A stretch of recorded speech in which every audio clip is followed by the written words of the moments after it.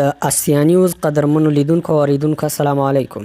پام وکړئ د دې مهال یو مهم خبر ته. میدان وردګ ولایت د جغتو ولسوالۍ کې د افغان پوځ یو پوځي الوتکه د طالبانو لخوا نسکوره شوې ده. د افغانستان پلازمینې کابل ته نږدې ولایت میدان وردګ کې د افغان پوځ یو چورلکه د طالبانو لخوا راوغورځېدلې ده. له سیمې څخه استول شوي انځورونه ښیي چې الوتکه په هواره ځمکه غورځېدلې او د ماشومانو په ګډون ولسي خلک او طالبان یې ننداره کوي. د افغانستان د دفاع وزارت ویان روح الله احمدزی وایي چې چورلکه د تخنیکي ستونزو له کبله غورځېدلې او پکې سپاره 3 کسان وژل شوي او 1 کس ټپي شوی ده.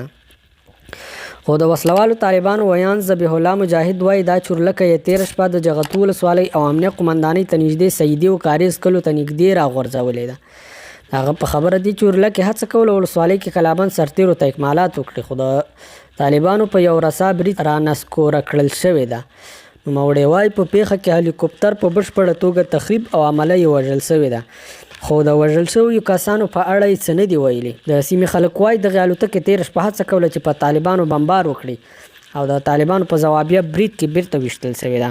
جغتو ولسوالۍ له څو میاشتو راهیسې کلابنده ده چې طالبان وخت ناوخت پرې د خپلې محاصرې کړۍ راتنګوي.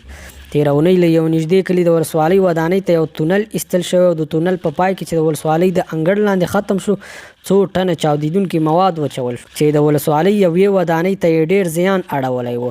جغتو ولسوالۍ د غزني خواجه عمري او د وردګ چک ولسوالیو ترمنځ پرته سیمه ده چې ټولې ورغلې لارې د طالبانو تر څار لاندې دي او ولسوالۍ ته د ځمکې لارې اکمالات ناشوني دي. ګرانو لیدونکو تاسو د آسیا نیوز امتحاني خپرونې اورئ. که چیرې مو ویډیو خوښه سوي وي ویډیو لایک او شیر کړئ او که چیرې کوم نظر لرئ نو په کومنټ کې ولیکئ. مننه چې تر دې دمه راسره وئ.